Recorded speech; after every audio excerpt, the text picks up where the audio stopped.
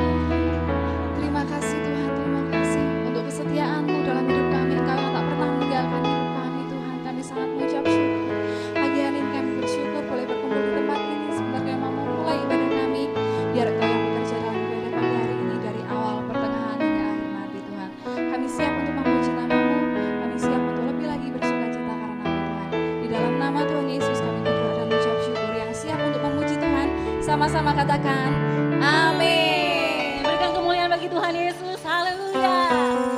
Apa kabar saudara hari ini? Luar biasa. Coba saudara yang merasakan kebaikan Tuhan minggu ini boleh lambaikan tangannya. Yang merasakan kebaikan Tuhan detik ini boleh lebih lagi berikan kemuliaan buat Tuhan. Katakan haleluya. Lebih keras lagi katakan haleluya. Kami mengucap syukur Tuhan. Sebab Engkau baik, bahwasanya untuk selama-lamanya kasih setianya. Mari kita berikan kemuliaan buat Tuhan Yesus. Sebab Allah yang kita sembah Allah yang baik, amin. Kita mau masuk gerbangnya Tuhan dengan ucapan syukur. Katakan masuk gerbangnya Tuhan. Masuk gerbangnya bersyukur dengan penuh pujian, bersuka di hadiratnya, nyanyi besarkan agung namanya. Mari muji Tuhan. Tiuplah sang kata, Kita menari buat Tuhan. musik dan tarian. Semua makhluk di bumi di surga dengan segenap hati Mari lambaikan tanganmu buat Tuhan Yesus. Tuhan baik, sebab Tuhan baik, sebab Tuhan baik, anugerahnya kekal selamanya. Tuhan baik, sebab Tuhan baik, sebab Tuhan baik, sebab Tuhan baik, anugerahnya kekal selamanya. Kami selalu bersyukur Tuhan Yesus karena Kau baik. Katakan Yesus Kristus. Yesus Kristus Allah Tuhanku, pencipta segalanya, datang sujud di hadapan. Angkat tanganmu untuk Tuhan. Tanganmu naikkan pujian, pujian tiuplah sang kakala. Kita menari buat Tuhan. Musik dan tarian, semua makhluk di bumi di surga dengan segenap hati naikkan pujian. Sebab Tuhan baik, sebab Tuhan baik, sebab Tuhan baik, anugerahnya kekal selamanya. Sebab Tuhan baik, sebab Tuhan baik, sebab Tuhan baik, anugerahnya kekal selamanya. Mari kaum wanita yang merasakan kebaikan Tuhan katakan haleluya. Mari kaum wanita nyanyikan sebab Tuhan baik. Yes. Sebab Tuhan baik, anugerahnya kekal selamanya. Tidak berkesudahan kasih setiamu Tuhan. Kami mau selalu bersyukur. Haleluya. Sebab Tuhan baik. Kaum pria yang merasakan kebaikan Tuhan, mari lambaikan tanganmu buat Tuhan. Sebab Tuhan baik.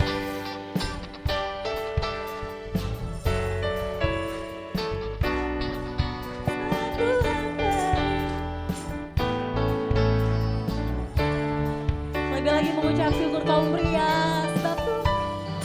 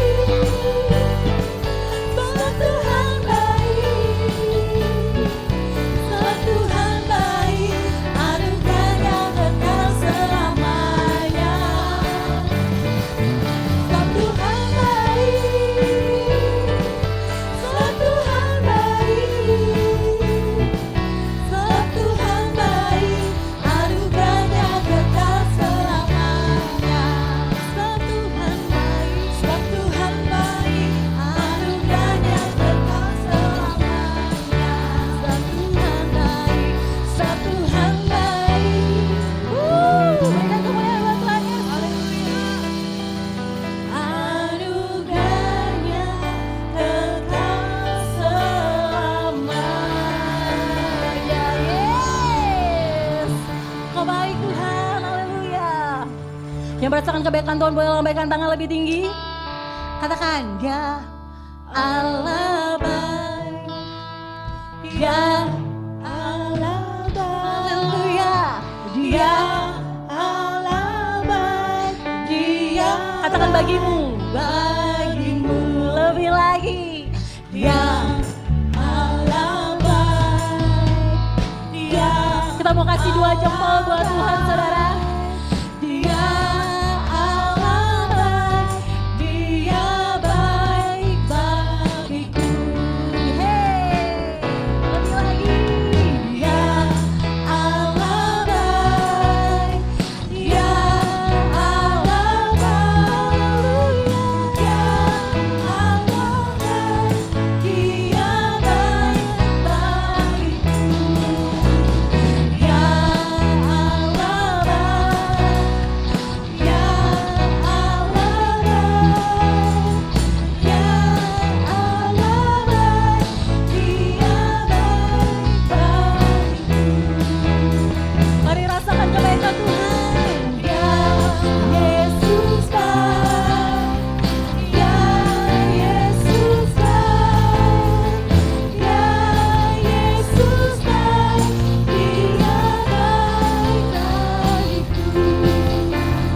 Ya Yesus baik, kami bersyukur Tuhan, sebab Engkau Allah yang baik. Ya Yesus baik, dia baik bagiku, dia baik bagiku, dia baik bagiku.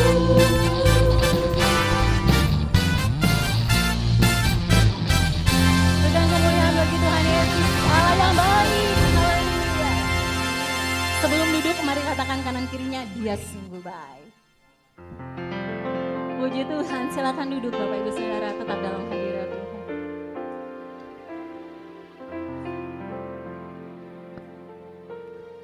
Sebentar kita akan siapkan hati kita untuk menerima firman Tuhan. Terima kasih Tuhan untuk kebaikan-Mu atas keluarga kami. Kami bersyukur Tuhan buat keluarga yang ada.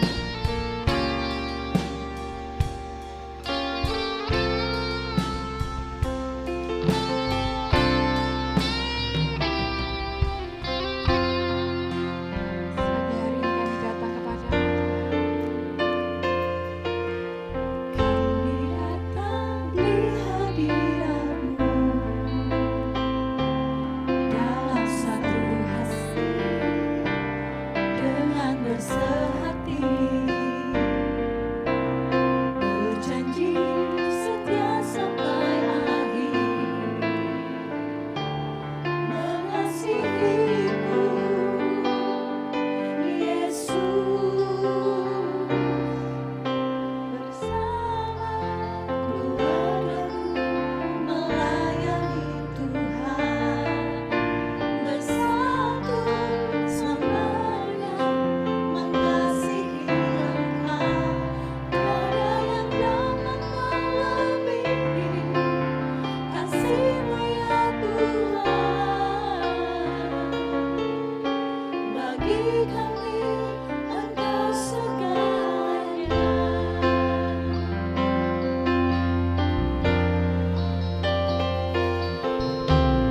Kami datang di hadirat-Mu dalam satu kasih dengan bersehati, berjanji setia sampai akhir,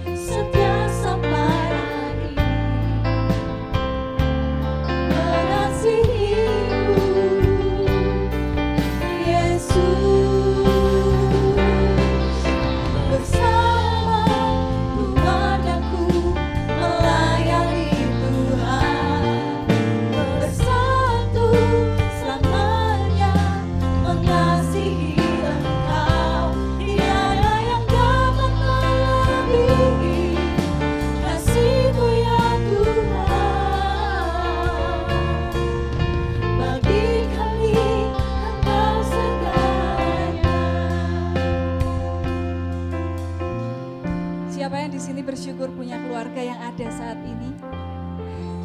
Yang datang bersama keluarganya boleh lihat samping kanan kiri kalau ada di kantong kirinya keluarganya.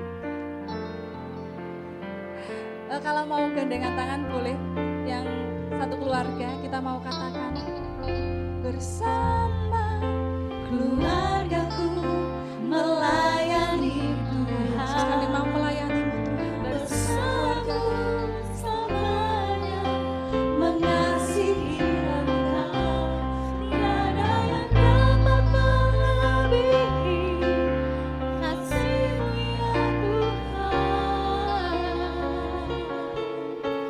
Bagi kami Engkau segalanya. Bersama keluargaku, bersama keluargaku melayani Tuhan. Engkau yang memulihkan setiap keluarga di tempat ini Tuhan. Selamanya mengasihi Engkau. Tiada yang dapat melebihi kasih-Mu ya Tuhan. Bagi kami Engkau segalanya. Gelombang badai hidup coba menghalangi, namun kuasa Tuhan buka jalan kami.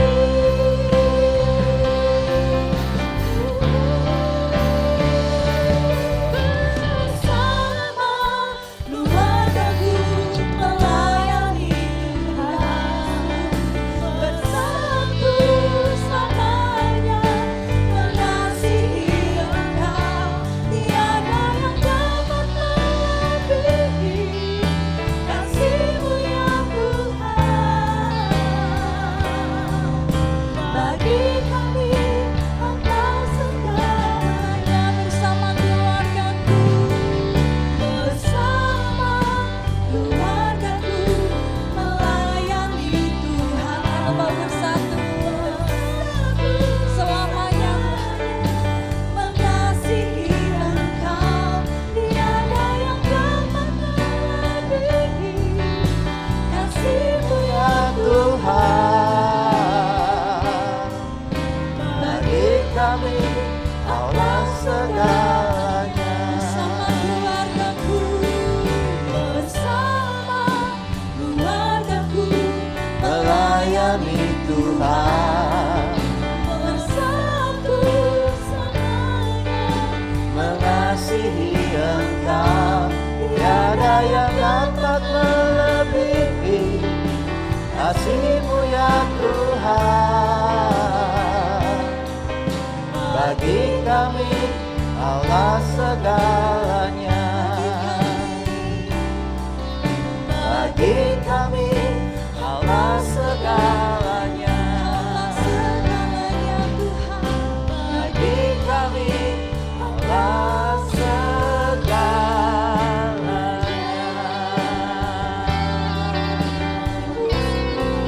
Yes.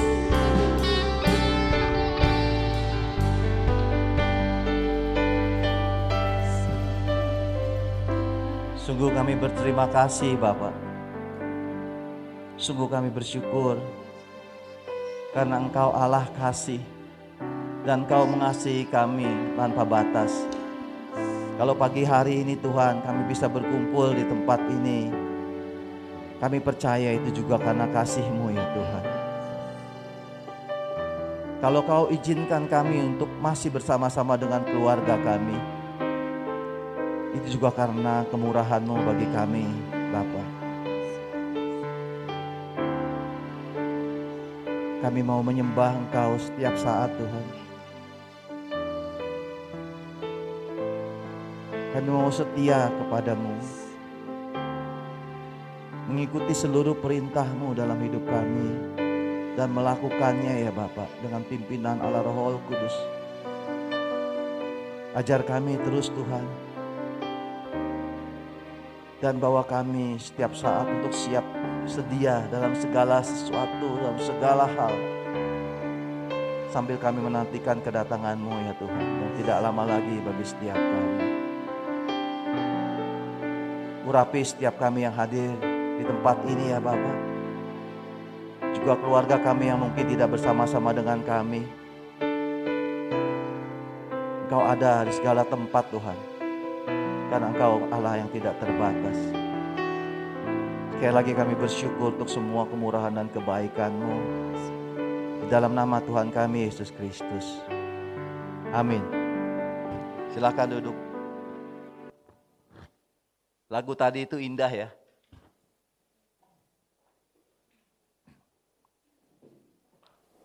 Saya teringat keluarga besar saya. Keluarga besar saya itu 7 anaknya. Jadi saya anak ketiga. Tapi keluarga ini termasuk keluarga yang kacau. Orang tua saya terutama bapak saya itu ya seorang yang luar biasa ya. Dia mungkin punya DNA mata keranjang sehingga dia punya punya simpanan di mana-mana gitu. Dan dia nggak sembunyi-sembunyi, dia nyatakan itu sungguh-sungguh di hadapan kita keluarganya, sama mama. Jadi mama sering dapat KDRT, saya juga waktu kecil menyaksikan hal tersebut. Seakan-akan keluarga ini nggak punya masa depan gitu, nggak punya masa depan. Dan saya tumbuh juga bukan sebagai anak yang baik di tengah-tengah itu. Dalam keluarga yang kacau, lingkungan itu membentuk karakter yang kurang baik juga gitu ya. Tapi saya percaya satu hal. Kalau ada orang yang dicerahkan di dalam keluarga atau garis keturunannya ya, dan dia berdoa, sungguh-sungguh percaya sama Tuhan. Tuhan tuh nggak pernah berhutang. Amin ya. Mungkin saat kita alami itu situasinya jelek sekali. Tapi pada saat Tuhan bekerja, dia akan pulihkan segala sesuatunya. Bukan karena dengan kekuatan kita, enggak. Tapi dia bergerak dengan cara luar biasa. Dia menarik orang-orang yang sudah dipilih oleh dia. Saya percaya hal tersebut. Sekarang keluarga saya yang 7 itu, kakak saya yang wanita, yang dulunya walaupun dia kaya raya ya, dia termasuk ring 1 dalam Salim Group lah. Jadi artinya dari sisi materi dia sangat berkecukupan. Salim Group itu yang punya, kamu tahu ya, Salim Group itu yang punya Sariboga, yang punya Indomaret dan lain-lain. Dia ring 1. Tapi kehidupannya nggak bahagia. Dia tiap malam itu seakan-akan bahagia. Dia kumpul sama teman-temannya. Dia minum ecstasy. Hidupnya kacau balau semua. Tapi pada saat Tuhan tetapkan dia berbalik. Dan sekarang dia sudah melayani di gerejanya Pak Yanto, Dr. Yanto di Jakarta. Jadi kalau kalian sering dengar lihat YouTube ya Pak Yanto, kakak saya ada di situ. Dia disebut sebagai apa?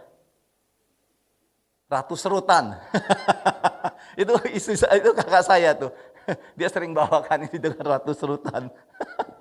Terus kakak saya yang paling besar. Wah, dia kawin kalau nggak salah sampai 4 kali. Tapi hari-hari terakhir ini dia bertobat. Saya pun dipanggil Tuhan dengan cara yang luar biasa. Jadi waktu tadi saya lihat, saya dengerin lagu ini. Oh iya, kasih Tuhan itu begitu luar biasanya. Pada saat kita itu tergeletak jatuh. Tapi karena ada dalam garis keturunan keluarga itu yang sungguh-sungguh berdoa dan setia sama Tuhan. Dia panggil.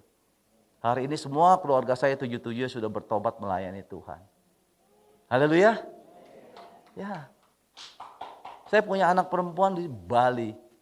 Tempat itu kacau. Dia dikelilingi temannya itu ada satu ateis, saya dengar dari isi saya. Yang wanita temannya tak ateis. Yang teman-teman lain juga gak percaya Tuhan. Tapi sungguh luar biasa anak saya ini. Dia rindu untuk cari Tuhan. Dan dia ingatkan saya, Pak, jangan ngelayani orang saja. Kita harus berkumpul. Jadi dia tentukan setiap hari Sabtu atau Minggu, saya harus sharing sama dia. Gitu. Anak ini yang ingatkan. Anak saya yang laki udah nikah, istrinya anak dari hamba Tuhan, gembala di Semarang GPDI. Jadi saya lihat keluarga saya itu dipulihkan luar biasa.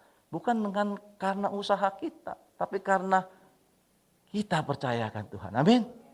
Jadi pada saat kita nih sebagai kepala keluarga, hidup benar di hadapan Tuhan. Janji Tuhan, anak cucumu tidak akan pernah minta-minta roti. Amin. Amin. Haleluya. Ya, kita imani itu. Nah hari ini sesuai perintah, saya kembali akan menjelaskan tentang tanda-tanda akhir zaman. Sebenarnya bosen juga ya untuk memberitakan hal tersebut ya. Dan termasuk sulit karena gini ya, kita nggak bisa menyampaikan satu berita tanpa fakta-fakta yang jelas. Seperti itu. Akan kesulitan. Karena sebagian berita yang beredar ada yang hoax, ada yang memang praduga, ada yang memang perkiraan. Jadi kalau saya sampaikan slide-slide berikut ini, itu bukan berarti bahwa itu sudah pasti. Jadi kalian mesti cerdik ya. Ini adalah berita-berita atau yang saya kumpulkan mengenai sesuatu yang mungkin akan terjadi. Tapi belum terjadi karena itu ada di masa depan. Dan ada kesaksian-kesaksian orang yang mungkin bisa aja dia berdusta dalam kesaksiannya. Seperti itu. Tapi saya coba kumpulkan beberapa poin-poin yang menurut saya seharusnya itu adalah sah. Seharusnya itu adalah satu kebenaran gitu. Oke ya. Jadi sekali lagi saya bilang ini cerita tentang masa depan. Jadi bisa terjadi, bisa enggak. Seperti misalnya Pak Yusak bilang, seharusnya Tuhan Yesus sudah datang, dia sudah ngomong sama dia. Tuhan sudah ngomong sama dia. Tapi belum juga terjadi. Nah itu kan artinya waktu Tuhan itu sesuatu yang memang nggak bisa kita batasi sebagai manusia. Segala tanda yang dia berikan bisa saja dia tahan. Misalnya pada saat dia mau menghancurkan Sodom dan Gomora gitu ya. Tiba-tiba Abraham bersyafaat minta keringanan. Tuhan kasih keringanan itu. Walaupun ujungnya tetap terjadi gitu. Karena tidak ada orang yang baik yang Tuhan inginkan. Jadi kita nggak bisa memerintah Tuhan. Tuhan memberikan tanda-tandanya supaya setiap saat kita selalu harus waspada. Amin. Kita waspada tiap hari dalam hidup. Amin. Ya, saya mau kesaksian lagi satu. Hidup kita itu rentan. Kita bisa bilang bahwa kita itu dalam pimpinan roh. Tapi dagingmu, pikiranmu, hatimu masih manusia lama. Dan kadang-kadang kalau egomu terusik, itu bisa menjadi sesuatu yang membludak dan itu membuat perintah Tuhan nggak bisa bekerja. Saya ngalamin itu sekitar 1 minggu yang lalu ya. Jadi waktu saya kerja itu, saya berteman jadi satu level dengan satu jenderal pensiunan bintang 2. Tahu kalau bintang 2 jenderal, kalau memerintah itu kan pasti seperti tentara loh. Kalau ngomong sama tentara saya tahu, nggak boleh ada excuse, tidak boleh ada alasan. Kalau dia ngomong A, ya A. Nggak boleh bilang, begini Pak, nggak bisa di dia. Caranya seperti itu. Nah saya nggak siap. Waktu dia ngomong seperti itu, saya bilang, Pak, harusnya nggak seperti itu. Udah, jangan saling-saling. Wah saya marah. Saya marah. Siapa lo gitu. Aku nggak kerja di sini. Nah itu, dagingku keluar. Aku nggak kerja di sini juga nggak ada masalah sih. Dan kamu siapa? Kamu bukan pimpinan saya. Saya terima order dari situ. Walaupun saya ungkapkan, kalau saya ungkapkan berantem ya. Berantem sama jenderal bintang 2 kan nggak ada untungnya. Iya, walaupun dia pensiunan, pengikutnya masih banyak gitu. Dia dari Kopassus.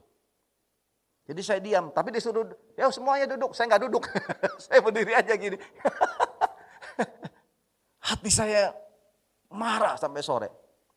Tapi pada saat pulang, saya ngomong sama istri, wah gua diginiin loh.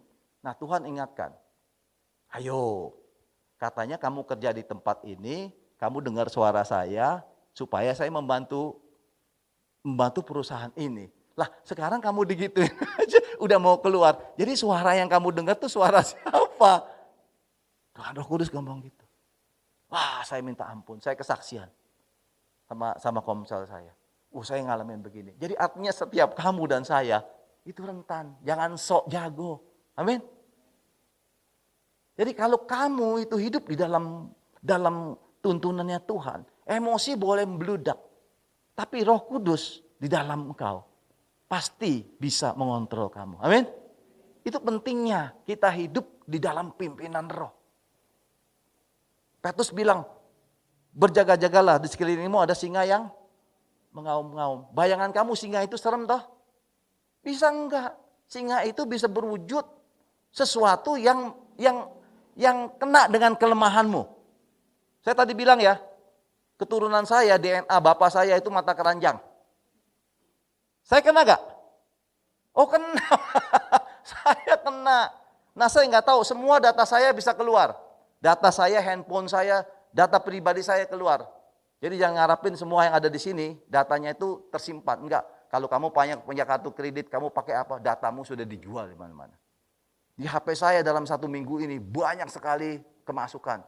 Pak, selamat pagi, good morning. Semuanya gambar cewek, Pak. Cantik-cantik. Dan dia kirim fotonya, ya gini lagi.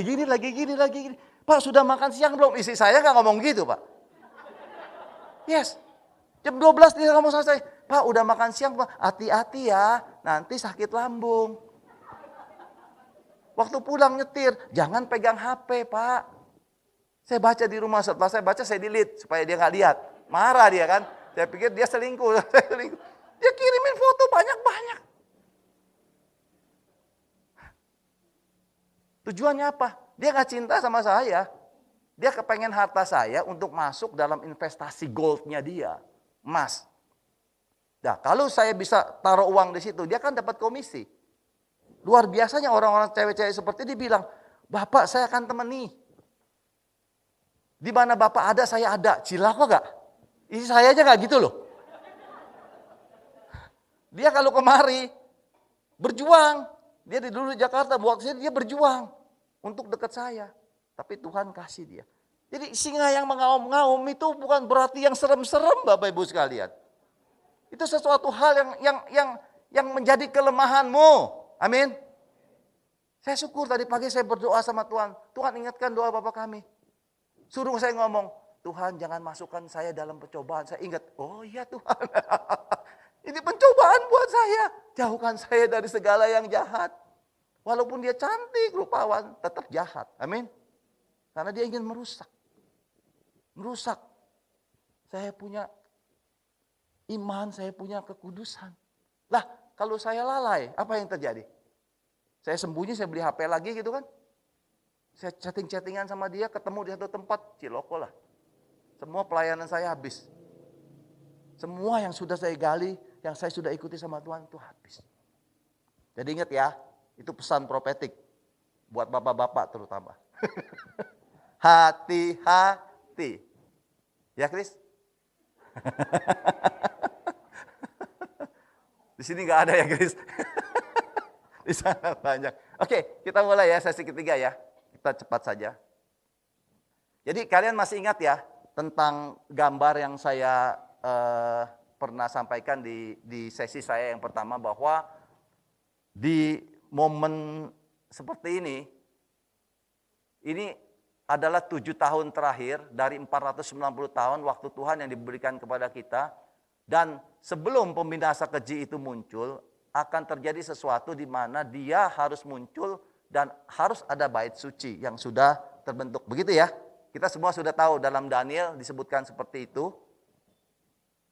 Nah kemudian kita juga pernah dengar, saya jelaskan di sesi kedua, bahwa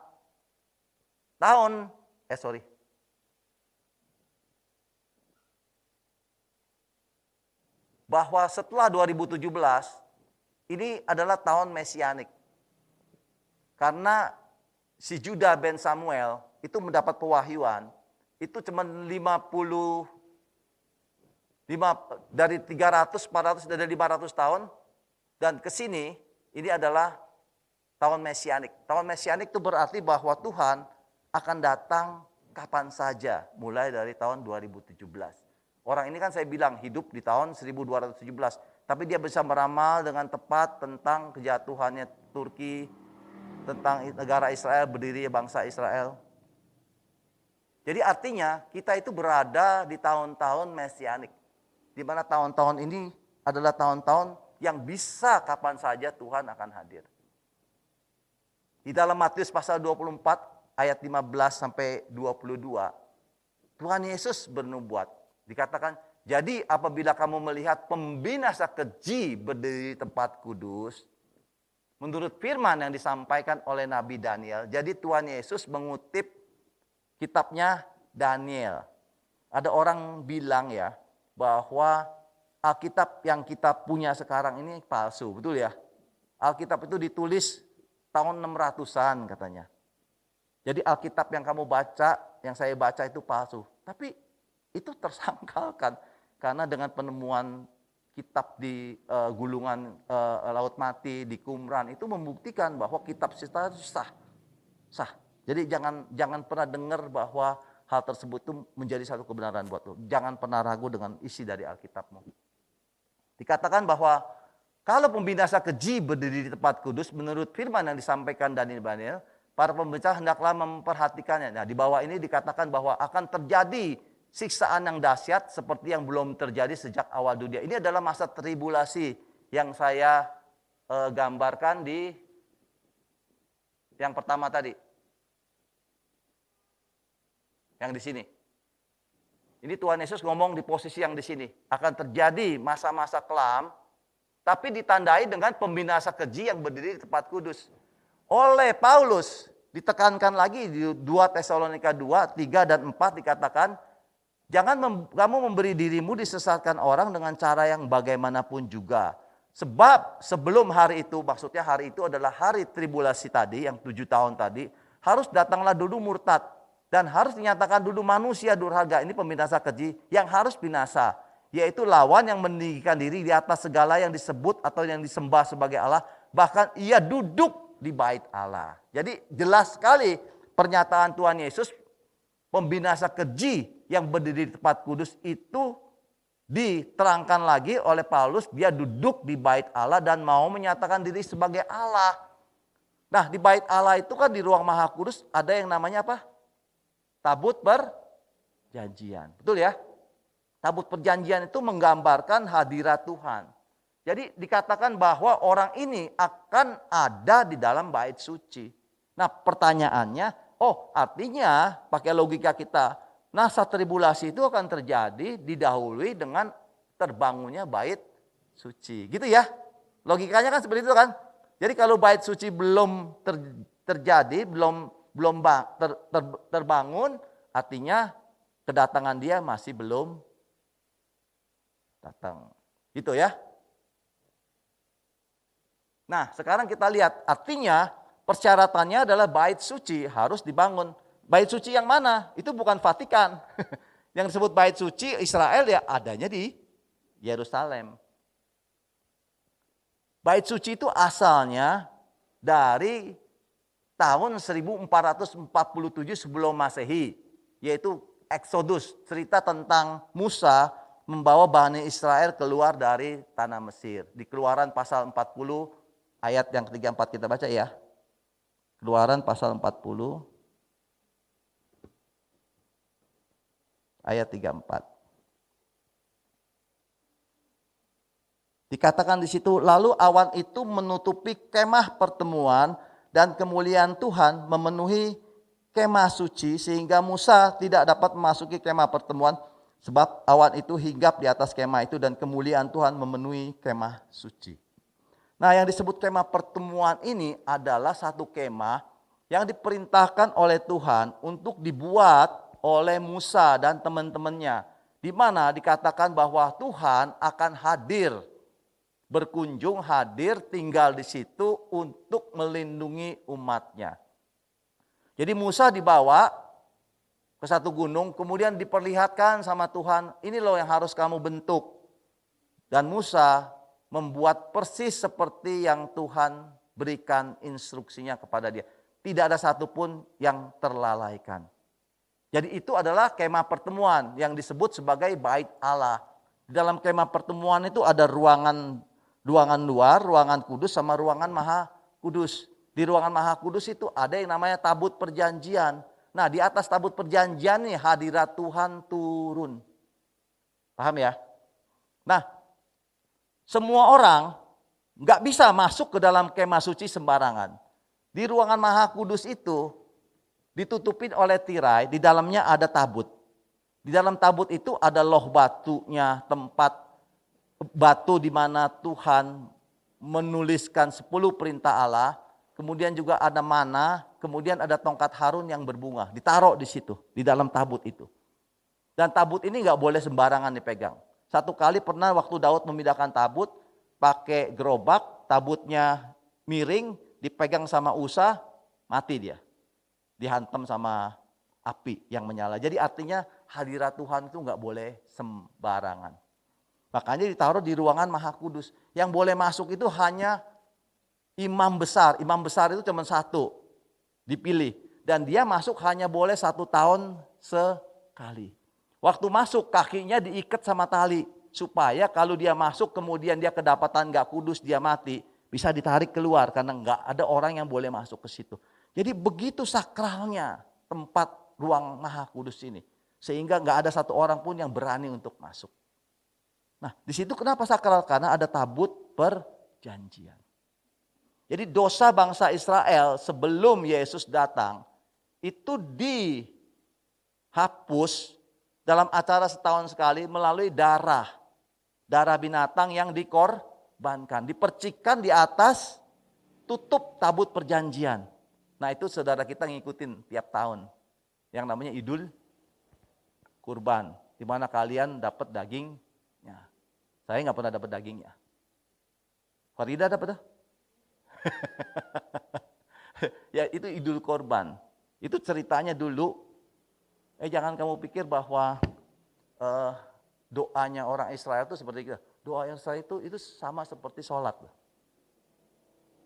Jadi kalau kamu pelajari tentang adat istiadat dan tata cara ibadahnya orang Israel, kamu ngelihat itu persis sekali dengan saudara kita. Jadi siapa yang ikut? Oke ya, jadi di tahun 1447 sebelum Masehi, waktu Exodus ini, Musa membawa dan dia diperintahkan oleh Tuhan untuk membuat kemah pertemuan. Kenapa kemah, Pak? Kenapa bukan bangunan? Oh, dia 40 tahun harus pergi. Jadi kalau bikin bangunan kan nggak mungkin bangunan dibongkar bikin lagi kan. Dengan kemah itu kan gampang, dikemas terus dia pergi lagi. Jadi itu asal muasalnya bait suci. Jadi orang Israel mendapat perintah bahwa mereka harus ibadah ya di dalam kemah pertemuan. Jadi nggak ada satu bangsa Israel yang sifatnya teokrasi, kalau nggak ada bait suci itu belum lengkap. Karena mereka tidak bisa beribadah. Mereka butuh bait suci. Tapi engkau dan saya butuh nggak bait suci? Nggak butuh. Karena Tuhan udah bilang bahwa kita adalah penyembah-penyembah benar yang menyembah Dia dalam roh dan kebenaran. Tuhan ada di mana-mana. 2-3 orang berkumpul bersama-sama, Tuhan hadir. Amin. Kan lebih enak dong orang Kristen simple toh ketimbang mereka harus bikin bait suci dan lain segalanya. Jadi kalau ada orang Kristen yang nyumbang-nyumbang bait suci, sebenarnya ada manfaatnya gak? Ada donasi nih dari gereja. Yuk kita harus bangun, harus bantu orang Israel bangun bait suci. Menurut saya ya boleh enggak gitu. Tapi sebenarnya gak ada kepentingan buat kita, betul? Karena ibadah kita sudah diubah sama Tuhan. Nah kemudian di abad 10 sebelum Masehi, Salomo ini membangun bait suci atas perintah dari bapaknya si Daud. Ini adalah bait suci pertama yang dibangun oleh dia waktu dia menjadi raja. Dan ini adalah bait suci yang sangat mega sekali. Yang sangat besar sehingga Ratu Sheba dari Afrika Ethiopia sampai datang ke sana. Nah bangunan ini dihancurkan di tahun 586 sebelum Masehi oleh Nebukadnezar. Kita baca ya 2 Tawarik 2 pasal 1.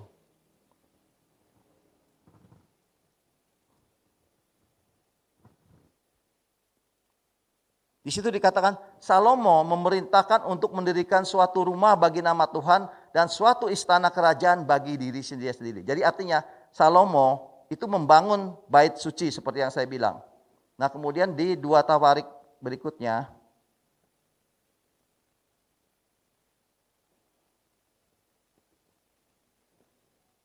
tolong itunya lagi, slide-nya lagi, ke slide-nya lagi. 2 Tawarik pasal 36,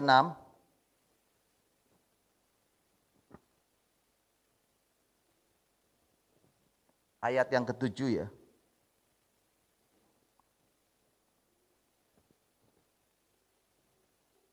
Ini cerita tentang kisah tentang Nebukadnezar yang merampas semua perkakas di bait suci. Dikatakan di ayat 6 Nebukadnezar Raja Babel maju melawan dia, membelenggunya dengan rantai tembaga untuk membawanya ke Babel. Juga beberapa perkakas rumah Tuhan dibawa Nebukadnezar ke Babel dan ditempatkan di istananya di Babel.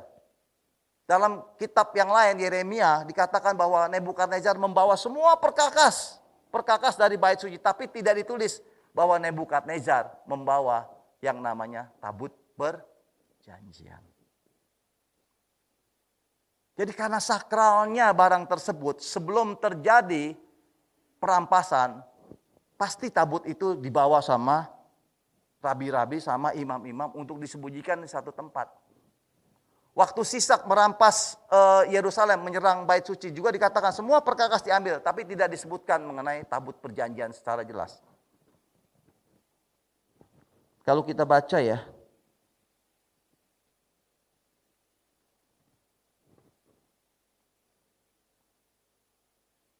di Yeremia pasal 52 ayat 17. Di Yeremia pasal 52 ayat 17, di sini dikatakan, juga tiang-tiang tembaga yang ada di rumah Tuhan dan kereta penobang laut tembaga yang ada di rumah Tuhan dipecahkan oleh orang Kasdim ini Nebukadnezar ya. Dan seluruh tembaganya diangkut mereka ke Babel. Kuali, penyodok, pisau, bokor, cawan, segala perkakas tembaga yang dipakai untuk menyerang kematian diambil. Juga pasu, perbaraan, bokor, penyiraman, kuali, kandil, cawan, piala, baik segala dari emas maupun segala perak diambil oleh kepala pasukan pengawal. Adapun kedua tiang laut yang satu, kedua belas lembu di bawah penopang, semua diambil, ditulis di situ. Tapi tabut perjanjian tidak ada. Barang-barang yang ada di ruang Maha Kudus dan di ruang kudus tidak disebutkan di sini. Artinya kita bisa berasumsi bahwa barang tersebut karena segitu sakral dan pentingnya, itu disingkirkan sebelum terjadi perampasan. Itu terjadi di tahun 586 sebelum Masehi oleh Nebukadnezar. Kemudian di tahun 536 bait suci itu dibangun lagi sama Esra.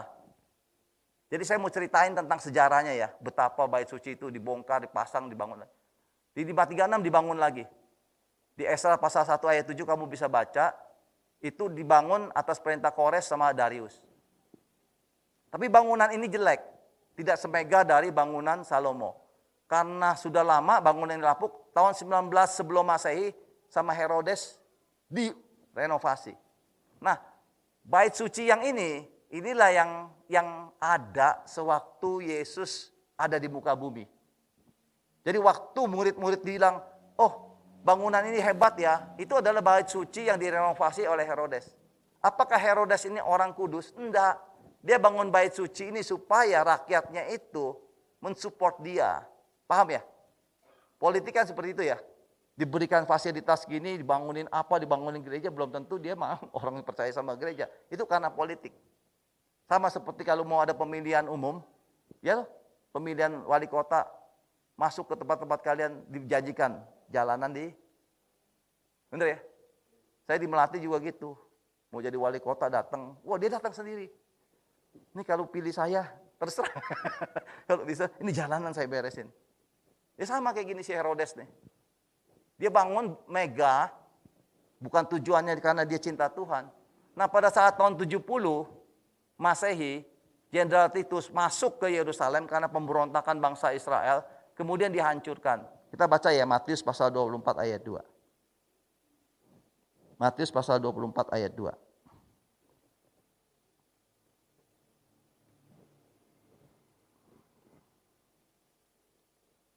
Dikatakan, kamu melihat semuanya itu, aku berkata kepadamu, ini Tuhan Yesus yang ngomong, sesungguhnya tidak ada satu batu pun di sini akan dibiarkan terletak di atas batu yang lain. Semuanya akan diruntuhkan. Jadi Tuhan Yesus bernubuat bahwa bait suci itu pasti akan dihancurkan. Tidak ada lagi bekasnya. Gitu ya. Kamu percaya gak dengan nubuatan Tuhan Yesus? Kalau Tuhan Yesus bilang tidak ada batu satu di atas batu yang lainnya, pasti rata. Gitu ya. Nah, setelah ini dikatakan tadi bahwa akan datang pembinasa keji dan bait suci ini harus terbentuk dulu. Nah, saya kasih tanda merah, kapan ini dibentuk ya kita nggak tahu. Tapi kita lihat sekarang tanda-tandanya. Ini adalah gambaran bait suci. Jadi di ruangan sini adalah ruangan Maha Kudus. Ini yang saya bilang tabut perjanjiannya. Ini ada meja roti. Di sini ada ukupan. imam besar agung, ini pelataran luar, ini korban bakaran, ini kolam basuhan. Jadi ini luar ada tembok, dia masuk ke sini. Nah, yang di sini hanya ruangan, ini hanya imam besar, yang di sini imam biasa. Jadi ini adalah gambaran bait suci. Jadi apa yang harus terjadi dulu untuk membangun bait Allah? Yang pertama ya lokasi dibangunnya bait Allah. Pasti toh, kalau kita mau bangun bait suci, pasti lokasinya harus ada. Yang kedua, perkakasan juga harus ada. Dan termasuk perlengkapan-perlengkapan lainnya. Nah, ini contoh cerita saya coba kasih lihat. Kan orang bilang bahwa kalau bait suci dibangun, dia pasti dibangun di sini. Ini namanya apa? Kubah batu. Temple of the Rock. Dulu saya kumpulin duit, dolar sama istri saya udah dolarnya udah tersedia, siap berangkat, tapi akhirnya dolarnya nggak kepake. Jadi belum berangkat. Kemarin saya berdoa sama Tuhan, Tuhan bilang, ya nanti tahun depan setelah lu dapat proyek, nanti pergi lagi. Ya sih ya. Kalau pergi kita sudah ngerti ya, enak. Jadi kalau mau pergi, kamu eksplorasi dulu. Seperti saya, belajarin tempat-tempatnya. Jadi kalau pergi itu mantep. Jangan pergi sebagai turis aja. Siapa yang mau pergi ke Israel? Mesti doanya kenceng ya. Dolar 14.200 sekarang. Oke ya, ini adalah kubah batu yang disebut sebagai Temple Mount. Menurut orang-orang, bait suci itu yang Herodes ada di sini. Tapi penelitian hari-hari ini menyatakan enggak seperti itu. Jadi ini adalah kubah batu. Ini adalah apa? Tembok barat. Disebut apa? Tembok ratapan. Di sini ada orang-orang yang berdoa. Ini tingginya 20 meter, Pak. Tebalnya 3 meter. Nah, kalau kamu percaya dengan buatan Tuhan Yesus bahwa tidak ada satu batu yang terletak di batu lain. Artinya ini bukan bagian dari bait suci. Haleluya. Mereka bilang ini adalah tembok yang tidak runtuh dari zamannya si Titus. Tapi Tuhan Yesus ngomong. Dan ada satu sejarawan namanya Josephus, Flavius Josephus. Dia jelas-jelas nulis. Karena dia saksi sejarah. Dia masih hidup, dia tulis di situ. Dia bilang rata, persis seperti Yesus ngomongkan. Jadi tembok ini tembok apa? Dan di dalamnya, ini kubah batu begini. Ini batu besar sekali katanya. Dan ini tajam. Lah, kalau bait suci dibangun di sini, sedangkan dikatakan lantainya dari marmer, dilapis emas, apa bisa ya? Kan butuh tempat yang rata toh. Benar ya? Masa dibangun di atas di sini? Terus emasnya gimana? Terus mereka ibadahnya gimana? Taruh tabutnya gimana di sini? Jadi ini gambarannya. Nah, sebenarnya tempat ini apa? Penelitian lebih lanjut membicarakan seperti ini, Bapak Ibu sekalian. Ini penemuan-penemuan yang terakhir. Makanya kita kalau hidup di dalam zaman ini sangat exciting menurut saya. Karena setiap saat selalu ada update yang baru. Gak bisa maju? Baterainya habis ya, Pak? Sorry. Nah, ini adalah satu pendapat yang terbaru setelah diselidiki lebih lanjut. Menurut mereka, ini satu kelompok ya, sejarah arkeolog. Menurut mereka, di sini adalah Temple Mount. Jadi tempat ini sebenarnya adalah benteng dulunya, namanya Benteng Antonius. Jadi kenapa Khalifah Umar membangun Temple Mount di sini? Nanti saya kasih tahu. Karena ulah satu orang yang bicara. Jadi dibangun di sini. Jadi sebenarnya tembok yang ini, tembok barat ini adalah tembok benteng. Gak mungkin tembok bait suci tingginya lebih dari bait suci, 20 meter. Dengan tebal 3 meter. Itu tembok supaya jangan diserang. Nah, bait suci itu di mana? Josephus ini, Flavius Josephus, waktu nulis, dia bilang tempatnya bait suci itu sekitar 600 kaki dari sini. Dari benteng Antonius. Jadi arahnya sebelah utara di sini. Ntar saya kasih lihat beberapa alasan yang disebut begitu ya. Jadi artinya Bapak Ibu sekalian, kalau ternyata bait suci itu tidak di sini. Artinya dia gampang untuk dibangun di sini. Karena dia tidak nabrak. Tapi tempatnya bersebelahan. Seperti Tanjung Priuk, masjid dan gereja. Seperti di Jakarta Pusat, ada Istiqlal sama katedral. Gambarin seperti itu. Indonesia bisa terjadi tuh. Membangun dua tempat nggak saling serang menyerang. Karena apa? Karena toleransi. Gitu ya. Kalau di sini pasti perang dunia, Pak. Udah jangan ngomong lagi. Artinya nggak mungkin di sini toh. Tapi kalau di sini mungkin. Jadi tempat ini adalah tempat yang jaraknya dekat. Kemudian dia juga jelaskan di Kisah Para Rasul pasal 21. Yuk kita baca yuk. Kisah Para Rasul pasal 21. Ini cerita tentang Paulus yang dihakimi. Ayat 27. Perikopnya Paulus ditangkap. Ketika masa 7 hari itu sudah hampir berakhir, orang Yahudi yang datang dari Asia melihat Paulus di dalam bait Allah. Jadi ceritanya Paulus ada di dalam bait Allah yang ditulis sama Lukas ini. Lalu mereka menghasut rakyat dan menangkap dia sambil berteriak, "Hai orang Israel, tolong! Inilah orang yang di mana-mana mengajar semua untuk menentang bangsa kita dan menentang hukum Taurat dan tempat ini. Dan sekarang ia membawa orang Yunani pula ke dalam bait suci Allah dan menajiskan tempat ini." Ayat 29 saya skip. Ayat 30, maka gemparlah seluruh kota dan rakyat datang berkerumun, lalu menangkap Paulus, menyeretnya keluar dari bait Allah, dan ketika itu juga semua pintu gerbang bait Allah itu ditutup. Ayat 31, sementara mereka merencanakan untuk membunuh dia, sampailah kabar kepada kepala pasukan bahwa seluruh Yerusalem gempar. Jadi ceritanya Paulus ditangkap, dia ada di dalam bait Allah, diseret keluar, sebelum dihakimi dimatikan, dengar sama kepala prajurit. Kalau dengar itu jaraknya jauh dekat. Pasti dekat. Ya toh? Kalau jaraknya 10 kilo zaman dulu Paulus sudah mati dulu. Baru dia datang gitu kan. Ini begitu dia mau dihakimi, dengar ketika melihat dia dan prajurit berhenti. Jadi artinya seketika. Oke, seketika. Jadi tempat di mana Paulus dan benteng para pasukan tersebut itu satu jarak yang menurut saya geser ke kiri bisa.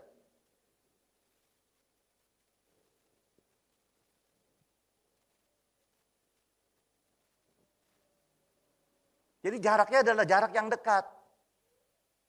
Nah kemudian dikatakan di ayat 32, kepala pasukan itu segera bergerak dengan prajurit-prajurit dan perwira dan maju mendapatkan orang banyak itu. Ini teks Indonesianya nggak jelas Bapak Ibu sekalian. Kalau kalian punya gadget, kamu lihat versi bahasa Inggrisnya. Ayat 32 ya. Dikatakan apa? Kamu pakai net, pakai King James, semuanya bilang gini. He immediately took soldiers and centurions and ran down. Ran down. Run down. Karena pasif, karena waktu lalu run jadi ran. Ran down. Turun ke bawah lari. Artinya dari satu tempat yang lebih tinggi, dia turun ke bawah. Nah tempat ini kan lebih rendah dari sini. Jadi pasal 21 ngomong bahwa ini tempat pasukan, ini Temple Mount yang dibangun sekarang, dia dengar ribut-ribut di sini, dia turun ke bawah. Nah, Paulus ada di dalam bait suci ini, ditarik keluar. Ini pasal 21 ayat Kisah Para Rasul menjelaskan dengan jelas. Kemudian beberapa hal ya.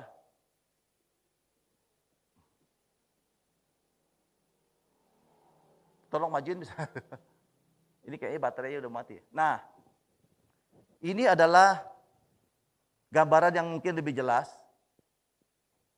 Jadi ini adalah benteng Antonius. Dia turun ke bawah. Di sini adalah lokasi dari tempelnya. Yang diperkirakan tempat bait suci.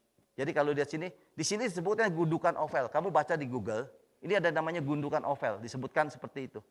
Nah di bawahnya ini ada mata air. Jadi mata air, Watergate Gihon Spring.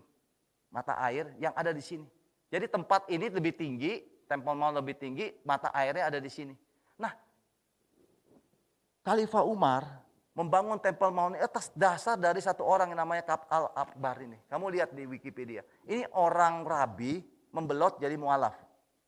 Jadi dia dekat sama Khalifah Umar nanya sama dia, kira-kira aku harus bangun Temple Mount, masjid di mana? Ditunjukin di sini. Nah orang ini kan hidup di abad keberapa? Abad ke-6. Dia nggak ngerti, ini orang abal-abal. Jadi ditunjukin di sini. Tempat ini tandus, Pak. Tempat ini subur. Lah, coba pakai logika ya, kita pakai logika ya. Saya tulis beberapa hal. Bait Allah dibangun di pengirikan orang Yebus yang bernama Araunah. Benar ya? Kita baca 2 Samuel pasal 2. Pengirikan gandum itu batu-batu gak? Dia harus rata loh. Ladang toh. Dia ngirik itu toh. Gak mungkin batu. Itu yang pertama. Terus pondasi tembok barat besarnya 8 ton. Itu cocok untuk pondasi benteng. Nah kemudian nubuat Tuhan Yesus yang saya bilang tadi, itu disebut rata dengan tanah, dan sejarawan Flavius Josephus menyatakan hal yang sama. Jadi tembok barat itu tingginya 20 meter, lebih tinggi dari bait suci. Itu cocoknya buat benteng Antonius. Paham ya? Lalu lokasi bait Allah, ini harus daerah yang banyak airnya. Kenapa? Karena ada korban, ada darah yang harus dibersihkan. Lah kalau misalnya bait suci di atas, tempatnya di bawah, zaman dulu narik airnya pakai apa? Udah ada yang namanya itu jet pump. Kan logikanya gampang ya. Ini penelitian lebih lanjut yang jadi nggak mungkin. Dan sedang korban itu waktu zamannya Salomo, korban itu berapa belas ribu, Pak? 120 ribu. Jadi dia taruh sapinya di mana? Di dalam bait suci tadi, tempatnya kecil, enggak, di benteng Antonius. Di situ ada satu masjid, di bawahnya ada tempat kudanya Salomo. Saya kalau ke sana udah pasti tahu tempatnya. Karena udah tempel di otak, tinggal oh ya. Siapa yang mau ke saya? Next year. Dan next year. Ya Bu. Ibu mau ikut Bu? Berdoa ya. Lokasi bait Allah harus banyak airnya kan potong air. Area Temple Mount itu disebut Haram El Sharif, itu 37 hektar. 30 hektar ini panjangnya bagian barat tuh 480. Ini fakta ya. Panjangnya 480 bagian baratnya. Nah tembok barat ini setelah diselidiki, yang sekarang cuma 60 meter. Fondasinya sebanyak ini Pak. 488. Bacalah di Google. Itu fakta sejarah di Wikipedia. Kan itu gak bohong tuh.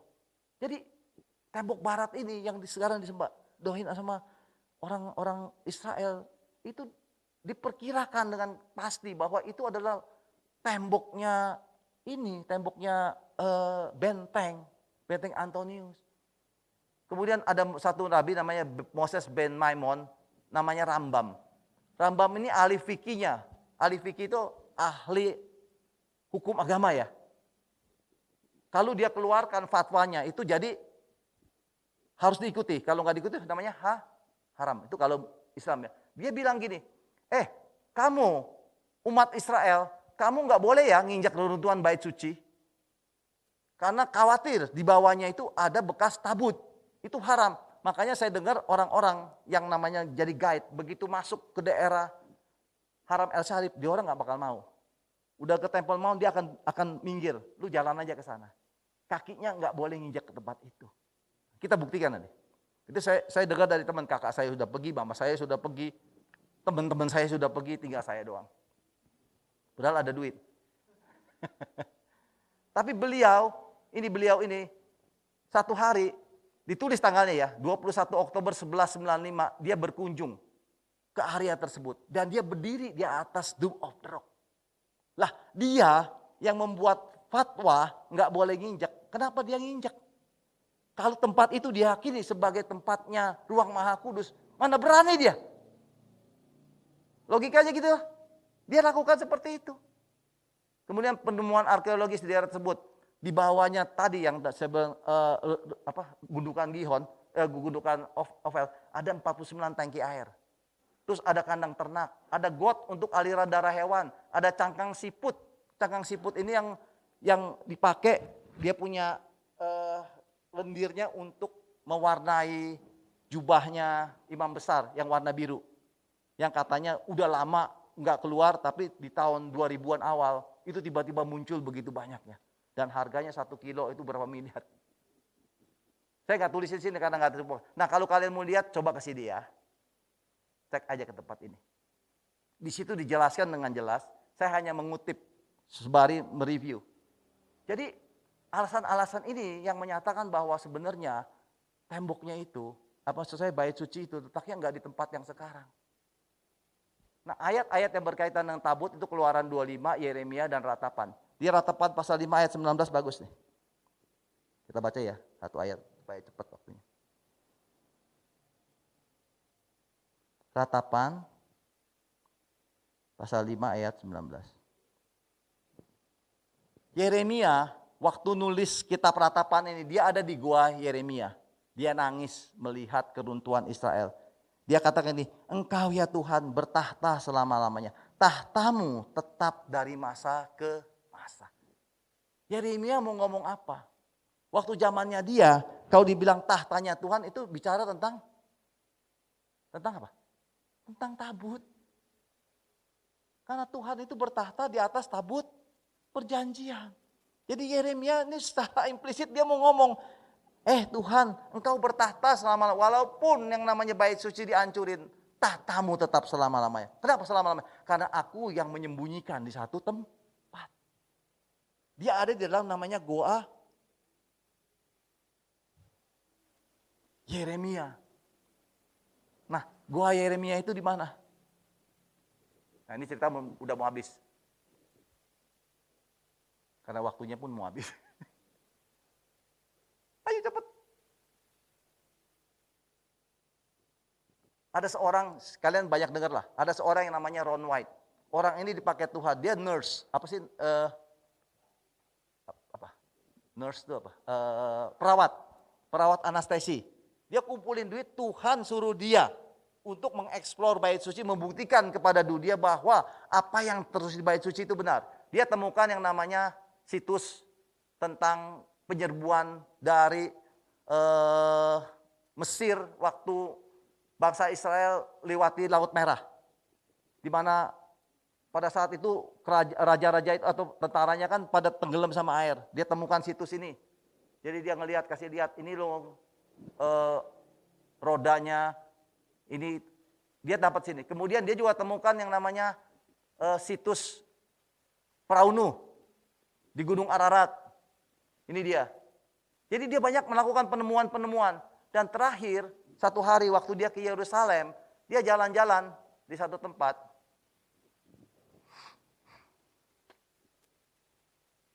Gak bisa mundur ya? Mundurin satu. Ini dia kemana sih dia? Situ ya? Bayakan. Maju lagi satu.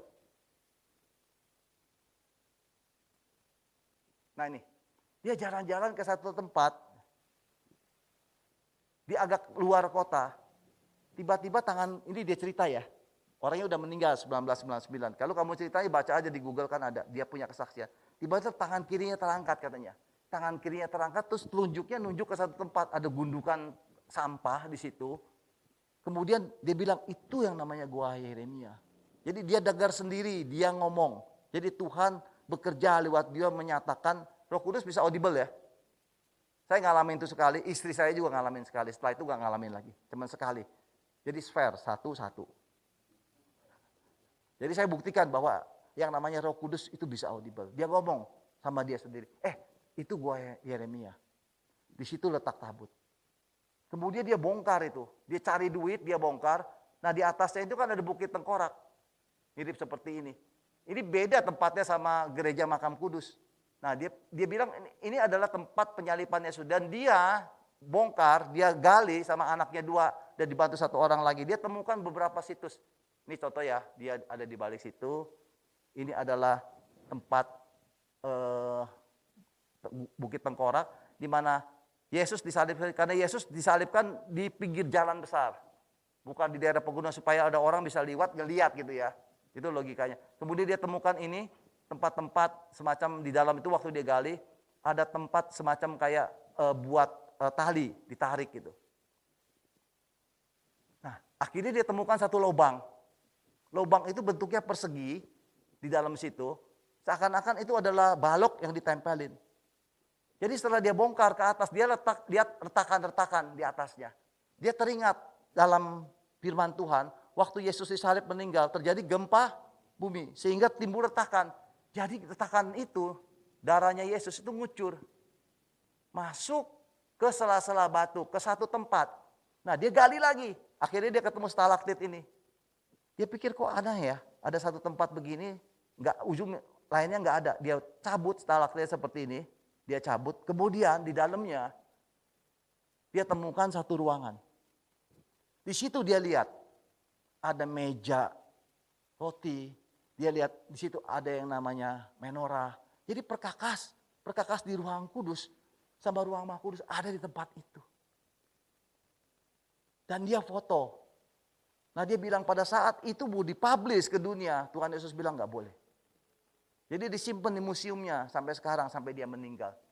Dan ajaibnya Bapak Ibu sekalian, dia dari tempat itu ruang Maha Kudus ada satu tempat ditutupi sama kulit, itu sobek sedikit. Dia ngintip di dalamnya, dia lihat itu tabut, tapi dia nggak pernah dipegang. Dan di atas tabut itu ada tetesan darah, warnanya hitam. Jadi dia bilang kucuran darah ini nempel, melekat di atas tetesan dari tutup perjanjian. Dan itu menyatakan kasih Tuhan buat engkau dan saya. Zaman dulu itu disiram oleh darah domba, disiram oleh darah sapi. Tapi sejak Yesus lahir, tetesan darah itu adalah tetesan darah Yesus. Yang sekali untuk selama-lamanya buat siapa? Buat engkau. Dan dia ambil contoh dari tetesan darah itu. Dibawa ke satu lab yang paling terutama di daerah Israel, di Yerusalem. Disuruh tes apa isi dari sampel darah yang udah mengering, yang menghitam itu. Kemudian lab itu kerjakan selama 2 hari. Dikontrol sama si Ron White. Tiba-tiba yang ngerjain itu lihat hasilnya terus lari ke pimpinannya ngomongin sesuatu dalam bahasa Ibrani. Si Ron White bingung, itu kenapa? Ternyata dari hasil tesnya itu kromosom ya. Kromosom itu inti sel, kromosom dia ada di dalam DNA yang menyatakan karakternya orang. Saya baca, saya bukan dokter. Kromosom manusia itu 46. 23 pasang. Di mana 23 itu dari istri, dari mama, 23 itu dari papa. Jadi gini, 23 kromosom, 22 itu kromosom genom, 1 itu kromosom seks. Jadi kalau seperti saya berhubungan dengan istri, kemudian dibuahi, kromosom saya itu XY. Kalau masuk ke istri saya, ke benihnya, yang Y, anaknya saya laki. Jadi kalau kromosom wanita itu XX, kalau pria itu XY. Kalau Y yang ngasih, itu jadi laki. Tapi kalau X yang ngasih jadi perempuan. Makanya timbul 23 kromosom X, 23 kromosom Y. Perempuan sama laki. Waktu darah itu dites, kromosomnya itu hanya 24. Ngerti? Dan itu nggak mungkin bisa hidup. Satu kromosom aja nggak ada, orang itu cacat. Anak itu akan cacat, jadi kerdil atau apa segala macam, kelainan. Ini kromosomnya cuma 24 dan dites 23 itu kromosom dari si perempuan. 1 Y. Dari siapa? Dari siapa? Dari Bapa, dari Roh Kudus. Si Ron lihat itu, dia nangis. Dia beri kesaksian ke setiap orang. Masa sih kita nggak percaya dengan pembuktian seperti itu saat sekarang? Bahwa Tuhan Yesus itu adalah benar-benar diutus, dia lahir bukan dari manusia, dia tidak berdosa, dan dia adalah penembus buat engkau dan saya. Amin. Jadi kita harus percaya. Itu sudah dikasih lihat semuanya. Ron pergi yang keempat kali, ruangan itu sudah dirapikan, ada 4 malaikat di situ. 2 sebelah kiri, 2 sebelah kanan. Terus malaikat itu bilang, ambil kamu punya tripod. Syuting sendiri diri kamu. Ambil tabut perjanjian. syuting. Nanti satu saat begitu ada peraturan di hari Minggu katanya. Peraturan itu di hari Minggu dinyatakan, baru yang namanya video itu diperlihatkan kepada dunia. Dia pegang tabut itu. Tuhan mau ngomong apa? Kita orang Kristen, kita orang Yahudi, semuanya perintah Tuhan, 10 perintah Allah itu tetap harus kita jalankan. Amin. Amin. 10 perintah Tuhan itu, kasihilah Tuhan Allahmu dengan segenap hatimu, kasihilah sesama manusia dengan seperti kamu mengasihi dirimu sendiri. Tuhan Yesus bilang, jangan campurin anggur yang lama ke dalam kantong yang baru. Akan hancur. Biarkan dua-duanya, supaya dua-duanya terpelihara. Jadi Taurat itu 10 perintah Allah bukan hilang. Kita tetap harus menjalankannya. 1 iota pun dari hukum Taurat itu tidak akan dihilangkan, dihapuskan, kata Yesus. Benar ya? Nah, kita semua sudah gak lakukan 10 perintah Allah? Sudah kita menghormati orang tua kita. Jangan berbohong, jangan berdosa, jangan menipu, jangan ingin memiliki harta sesama kita. Kasihilah Tuhan Allahmu dengan segenap hatimu. Jangan dikit-dikit, aduh Yesus. Nyebut Yesus dengan tidak hormat. Saudara kita kan, oh ya Allah. Ya Allah gitu. Tuhan Yesus bilang apa? Jangan menyebut namaku dengan sembarangan. Nyebut nama Yesus dengan sembarangan itu kalau kamu ngecap tentang firman Tuhan, tapi hatimu tidak seperti itu. Saya di Komsel kemarin saya keras ngomong. Kamu bisa hafal ayat Alkitab, kamu bisa bersaksi, kamu bisa nyanyi khotbah, kamu bisa menyembah, wah gitu kan ya, sampai orang gemeter-gemeter. Tapi kalau hidupmu nggak sesuai sama firman, saya bilang apa? Kamu membohongi Tuhan. Itu namanya mengucapkan sia-sia di hadapan Tuhan. Amin. Amin. Yuk kita sadar hari-hari ini. Kita nggak ngerti lagi waktunya kapan. Itu yang saya kasih lihat itu bisa terjadi kapan saja. Dan bukti itu sudah dinyatakan. Kalian mau percaya, nggak percaya, itu terserah kita masing-masing. Tapi firman Tuhan mengatakan siap siaga setiap waktu. Amin. Ya, kita bagi berdiri. Ya, saya mau berdoa. Tanggal 10. Bapak, kami sudah mendengar semua tentang temuan-temuan yang terjadi di akhir zaman ini ya Tuhan. Kami serahkan semua pemberitaan ini ke dalam tangan-Mu. Kalau apa yang diberitakan ini bukan satu kebenaran, Tuhanlah yang akan menyatakannya, kelak Tuhan yang akan meluruskannya. Bagian kami adalah senantiasa berjaga-jaga ya Tuhan. Setiap sedia, setiap saat, karena kami tidak tahu kapan Engkau akan datang.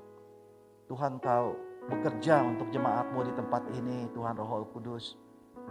Buat mereka menjadi umat-Mu yang sungguh-sungguh mengasihi Engkau, setia kepadamu, hidup di dalam pimpinan-Mu ya Bapa.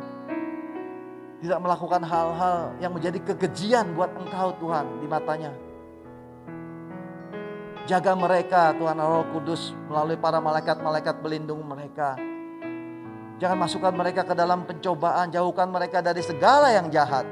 Kami memohon kepadamu ya Bapa, karena kami ini lemah, penuh dengan kelemahan.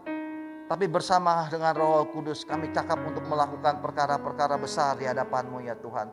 Urapi jemaat-Mu, urapi gereja ini ya Tuhan.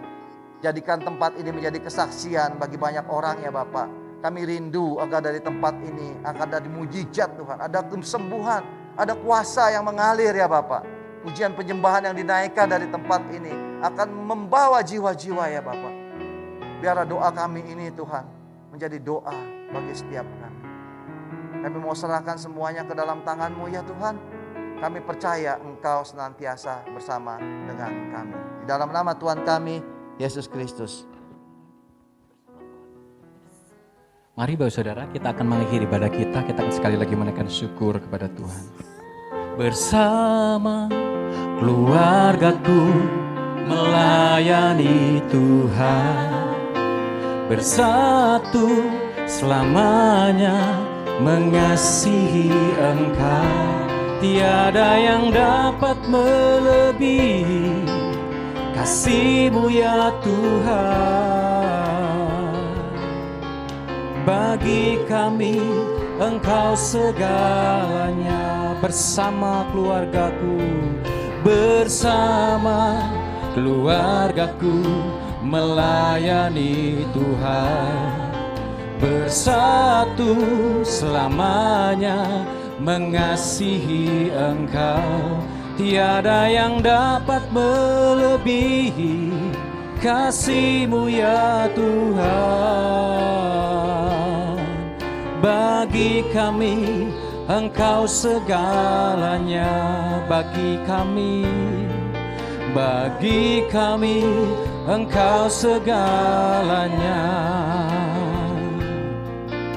Bagi kami Engkau segalanya. Kami bersyukur Tuhan Yesus buat ibadah pada pagi hari ini Tuhan. Engkau telah memberkati ibadah kami dari awal dan sebentar pada akhirnya kami akan pulang ke rumah kami masing-masing. Terima kasih Tuhan, Engkau hadir di tengah-tengah kami, melawat setiap kami, menjamah kami. Terima kasih buat hamba-Mu yang sudah menyampaikan isi hati-Mu lewat firman Tuhan. Tuhan, biarlah di hari-hari terakhir menjelang kedatangan-Mu Tuhan, kami tetap berjaga-jaga, kami tetap berdoa dan kami percaya kedatangan-Mu tidak lama lagi Tuhan. Biarlah saat kami menanti-nantikan Engkau Tuhan, kami tetap hidup di dalam kebenaran firman Tuhan. Kami tetap menjaga hidup kami kudus Tuhan. Sehingga ketika Engkau datang kedua kali, kami siap untuk dijemput Tuhan. Berkati umat-Mu hari-hari ini Tuhan. Jemaat Tuhan yang lemah dikuatkan di dalam nama Tuhan Yesus. Yang sakit lawatan Tuhan oleh bilur-Mu menjamah, menyembuhkan Tuhan. Yang letih lesu mendapat kekuatan baru. Biarlah hari-hari ini setiap kami umat-Mu Tuhan tidak menjadi lemah tapi semakin kuat di dalam Engkau Tuhan. Terima kasih Tuhan Yesus, terima kasih. Berkati anak-anak-Mu Tuhan yang berulang tahun dalam minggu ini, biarlah dengan bertambahnya umur Tuhan, bertambah juga kasih mereka kepada Engkau Tuhan. Terima kasih, kami bersatu hati, kami berdoa Tuhan buat Bapak Suwandi Tuhan yang telah ditinggal oleh istri Tuhan. Kami tahu Engkau lebih mengasihi Ibu Wandi Tuhan.